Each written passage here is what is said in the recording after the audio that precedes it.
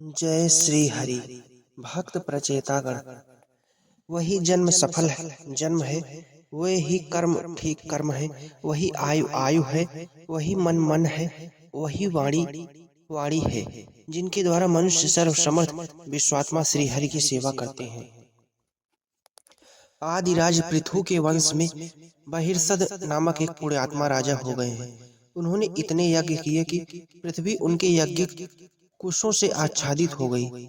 इनकी पत्नी सतद्रुति से 10 पुत्र हुए जो प्रचेता कहे गए।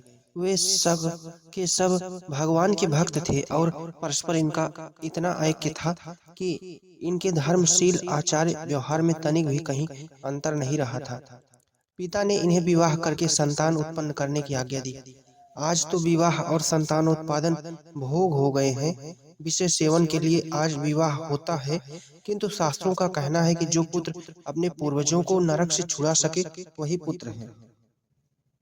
ऐसी संतति भगवान की कृपा के बिना नहीं प्राप्त होती। भगवान को प्रसन्न करने के लिए प्रचेतागण तप करने चल पड़े। प्रचेताओं ने पश्चिम समुद्र के किनारे एक विस्तृत स्वच्छ सरोवर देखा। वहां मृदंग आदि बाजे बज रहे थे, गंधर्व गान कर रहे थे। उस दिव्य गान को सुनकर राजकुमारों को आश्चर्य हुआ। इसी समय उस सरोवर से अपने उज्जवल वृषभ पर बैठे भगवान शंकर प्रकट हुए। शंकर जी ने राजपुत्रों से कहा, राजपुत्रों, जो कोई भगवान वासुदेव की शरण लेता है उससे बढ़कर मेरा और कोई प्रिय नहीं है। मुझे जितने प्रिय श्री हरि हैं उतने ही प्रिय उनके भक्त भी हैं, और उन नारायण के भक्तों का भी मैं अत्यंत प्रिय हूँ। तुम लोग भगवान के भक्त हो, अतः मुझे परम प्रिय हो। तुम पर कृपा करके मैं तुम्हारे पास आया हूँ। मैं तुम्हें एक दिव्य स्रोत बतलाता हूँ। इंद्रियों को वश में करके मन को एकाग्र करके भगवान का स्मरण करते हुए इस स्रोत का जप करने से तुम्हारा कल्याण होगा। सर्वात्मा श्रीहरि तुम पर प्रसन्न होंगे। भगवान शंकर उस दिव्य स्रोत का उपदेश करके अंतर ध्यान हो गए। प्रचेता गणों ने अपना सौभाग्य माना कि उन पर आशुतोष प्रभु ने स्वयं कृपा की। वे समुद्र के जल में खड़े होकर उस स्रोत का जप करते हुए 10 सहस्त्र वर्ष तक तप करते रहे। उनके तप से प्रसन्न होकर भगवान नारायण उनके सम्मुख प्रकट हो गए।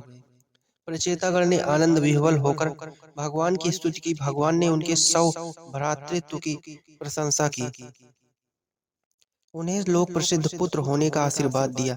परंतु जो कोई भगवान के श्री चरणों का आश्रय ले लेता है, उसने चाहे कामना पूर्वक ही भगवान का भजन प्रारंभ किया हो, भजन के प्रभाव से उसका हृदय शुद्ध हो अवश्य हो जाता है। उसकी समस्त कामनाएं अपने आप नष्ट हो जाती हैं। निष्पाप प्रचेतागण ने पिता की आज्ञानुसार कर्तव्य बुद्धि से संतानोत्पादन के लिए यह आराधना की थी। उनके चित्त में पहले भी कामना नहीं थी। उन्होंने प्रार्थना की, प्रभु आप स्वयं हम पर प्रसन्न हुए। हमने इन चरम चक्षुओं से आपके आनंद गहन रूप के दर्शन किए। इससे महान सौभाग्य हमारा और क्या होगा। आपसे हम इतना ही चाहते हैं कि आपकी माया से मोहित होकर कर्म करते हुए उनके फलस्वरूप जब तक हम संसार में घूमते रहें, तब तक प्रत्येक जन्म में हमें आपके भक्तों का संग प्राप्त होता रहे। सांसारिक भोगों की तो चर्चा ही क्या, स्वर्ग और मोक्ष भी साधु समागम के सामने नगण्य है। स्वामी, हमने जो जल में खड़े होकर दीर्घ काल तक तप किया है, वह तप आपको संतुष्ट करे, आप उसे स्वीकार कर लें। भक्त वत्सल प्रभु प्रचेताओं को संतुष्ट करके उनका इच्छित वरदान देकर अपने धाम पधारे। वहां से घर आकर ब्रह्मा जी के आदेश से वृक्षों के द्वारा समर्पित मारिसा नाम की कन्या से उन्होंने विवाह किया। भगवान शंकर का अपराध करके शरीर त्यागने वाले दक्ष ने फिर प्रचेताओं के पुत्र रूप से जन्म लिया। तब ब्रह्मा जी ने दक्ष को प्रजापति बना दिया।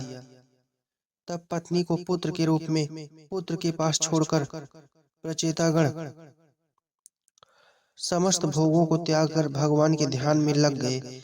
उन्होंने प्राणायाम आदि से इंद्रियों तथा मन को संयत करके चित्त को ब्रह्म चिंतन में लगा दिया। उसी समय देवर्षि नारद जी उनके पास आए। देवर्षि ने कृपा करके उनको तत्व ज्ञान का उपदेश किया।